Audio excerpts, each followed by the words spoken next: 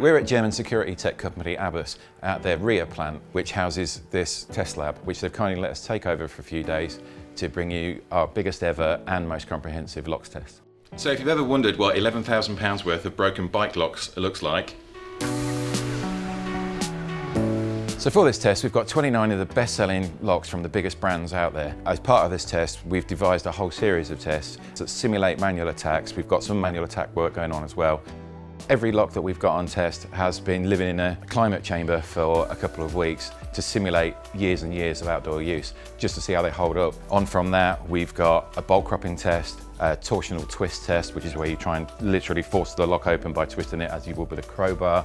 We've got a test that simulates trying to prise a lock open using a car jack. We've got a simulated sledgehammer test, which can simulate multiple hits from a 3 kilo, 6 kilo, 9 kilo sledgehammer, and that's some serious attacking force. We're cutting with a grinder, we're cutting with a saw, and the final and most interesting one is we've got a special chamber that simulates freeze attack from freeze sprays, except this tank takes the whole lock down to -40, and if a lock's going to go, it's going to be when it's that cold.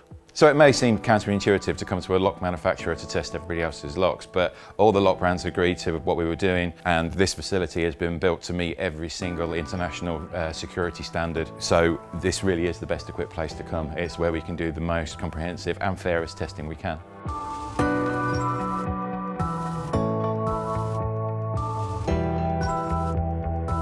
So the results of our massive locks test are in, and we're about to give you the results, both good and bad. The only thing that we didn't show you on camera, and for very good reason, was the lock picking test.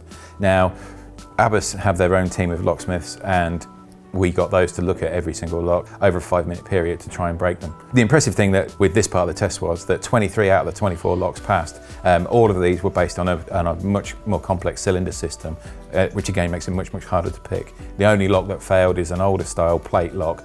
The lock in question was from Kryptonite. It's their budget priced 810. This lock was able to be picked quite quickly and with a scarily simple tool as well, which is a real shame because in all the other tests that lock performed admirably well, you know, and it's pretty tough. A simple thing like a change of that lock barrel would bring that lock up to a much higher level.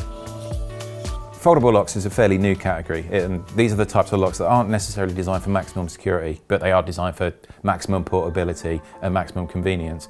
So in this category, there were 5 locks on test, running in no particular order, from the Light Lock Gold, Abbas's Granite X Plus Bordeaux, the standard Abbas Bordeaux, On Guard's 8114 heavy duty link lock, and then the foldable chain from Kryptonite called the 810. The king of the plate style designed locks is Abbas's Granite X Bordeaux.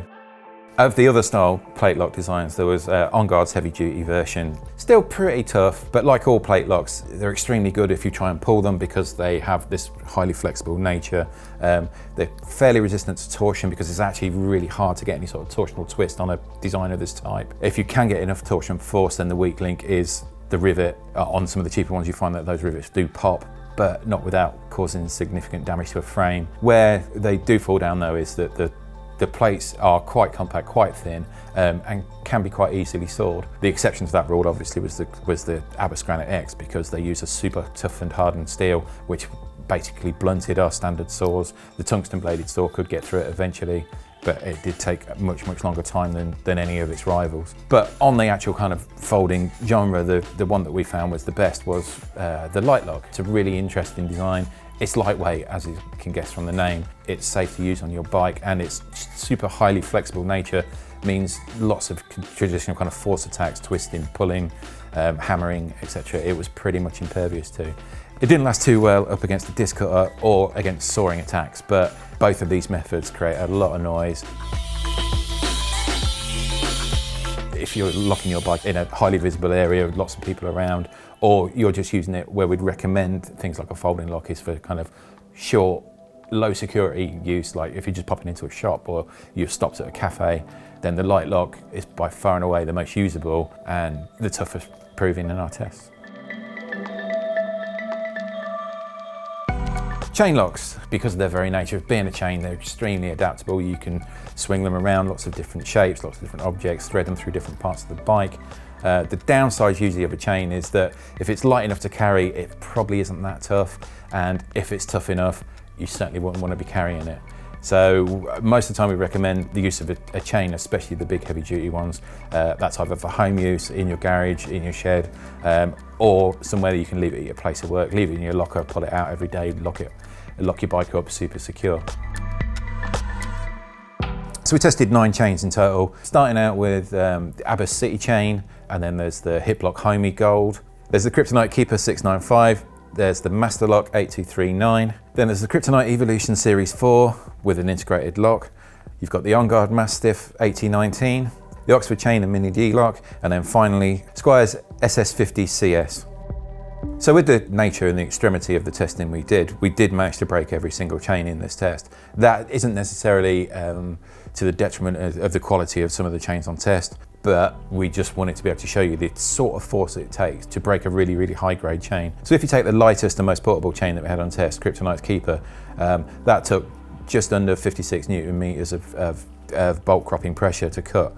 Take one of the biggest, heaviest and toughest chains on test, Hiplock's Homey, and that took pretty much 3 times the same amount of effort. So you can see that there's actually a really big difference between one chain and the next. So one of the things that we haven't talked about that much so far is the corrosion test. This was a big chunk of testing that went on before we arrived out into the lab. We shipped everything out early and put them through getting on for like 18 months of outdoor use in a short space of time in a special chamber. And this did throw up some interesting results. And in fact, one of the chains that was in the test, the one from Squire, after the corrosion testing, it had failed. There was significant amounts of corrosion on the actual chain itself, but more worryingly, the lock just didn't function. The padlock that the chain comes with just didn't function. So at the other end of the scale, the most impressive chain on test here was Hiplock's Homey. This is a really, really big, serious chain. This thing weighs over 4 kilos, and that's quite a lot to be carrying on your back. Corrosion test, it functioned beautifully afterwards. Our hammering test, where we're freezing it first and then hitting it, the hammer just bounced off, we're having absolutely no effect. It did take a significant amount of bolt cropping pressure to cut through. Cutting with the power tools, it was towards the top of the pack in the chains, and when it came to a standard saw, it simply blunted a standard blade. A tungsten blade could get through it eventually, but again, it put up some impressive numbers. So U-locks or D-locks, whichever thing you want to call them. Obviously this is the most popular style of bike lock and probably the design that's been around for the longest. And this is also where we tested the most. They're the most popular locks, we tested the most of these. There was 10 in the test. Of the D-locks tested, we've got Hiplock's funky little DX, Abbas's Granite X Plus 540, the Abbas Granite Extreme 59, Kryptonite's Series 4 Evolution, Kryptonite's New York M18, the On Guard Brute, Squire's Hammerhead, Abbas's Granite 470, Masterlock's Premium, and then finally Oxford's Duo 14. So the strength of a D-lock is, for the most part, they're much more resilient to bolt cropping than a chain because the shackle tends to be much, much thicker than any chain link. Where they also seem to be good is in pull tests. A little car jack, put it in between the U-lock, wind it up and make them pop open. These are now pretty resilient to that, so that's really good to see that they've actually addressed the big issue there. Typical attacks that you normally break any U-lock with are twist attacks, where you're actually trying to prise it and turn the shackle against the locking mechanism, and eventually these will pop. Again, we've seen really, really big strides here. Abbas have a seriously clever design which they've run for years in this by making the square shackle, so it actually makes it almost impossible for it to rotate. And Kryptonite on their top end locks have introduced a really similar system with a crescent shape that actually runs all the way through the barrel lock, again prevents that twist action.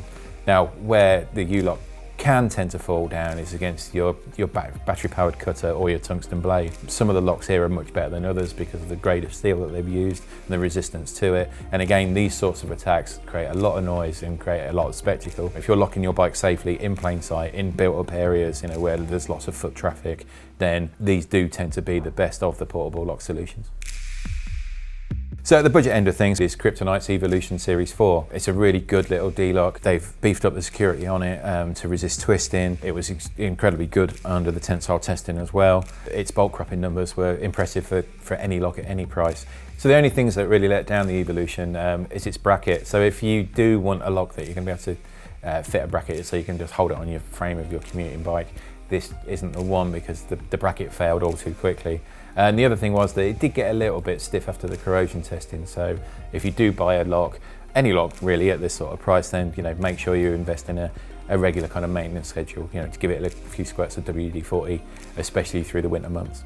But if you are looking for the best portable U-lock that's out there right now, we'd have to say that's the Granite X Plus 540 from Abbas. You know, this is a really, really tough lock, brilliant design. It's got the square shackle design, so it's impervious to being twisted. They also shape the top of the shackle into an almost semi-point, they call it a parabolic design, and that also means that you can't get a jack in there to get any sort of purchase, it will just slip and slide. The double mount lock barrel inside is one of the toughest we've ever seen, pretty much impervious to being picked, and just made beautifully. This one's expensive at $94.99, but it's a really, really good investment.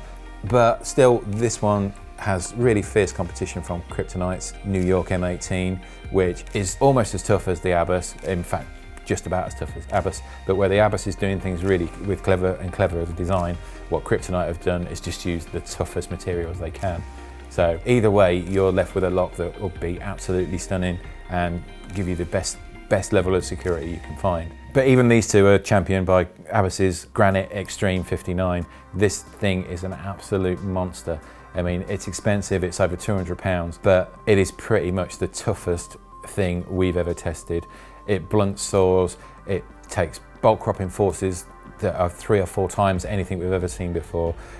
Its resistance to being pulled, that old jack test, is phenomenal. You know, to replicate what we got on these machines, you'd need a couple of vans pulling it at full force to even approach the sort of Newton meter numbers that we were getting from this thing. It is just the single toughest lock we've ever tested, but you are paying for that, and at close to 3 kilos in weight, it's not the sort of thing you want to be carrying around with you.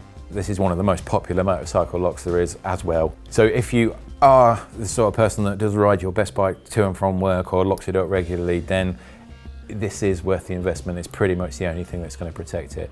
And that is, of course, when you combine it with a second lock so that you can get all your accessories, all your parts of your bike locked in together. But by far and away, you know, this is the best lock out there. So, to sum things up for you, if you're on a budget, if money's tight, then the Kryptonite Keeper, we'd recommend. If you're on a budget and you're looking for a D-lock, again, Kryptonite with their Evolution. If you're looking for something that's lightweight, portable, flexible, and is actually much, much tougher than it looks, then the Light Lock we certainly recommend. For home use, there isn't much better than Hiplock's Homey Chain. Then moving up into D-locks, the best portable D-lock out there right now, Abbas Granite X Plus, closely followed by Kryptonite's New York M18. And then if money is no object and you want the max security you can, then the super expensive but super, super tough Abbas Granite Extreme 59 would be our choice.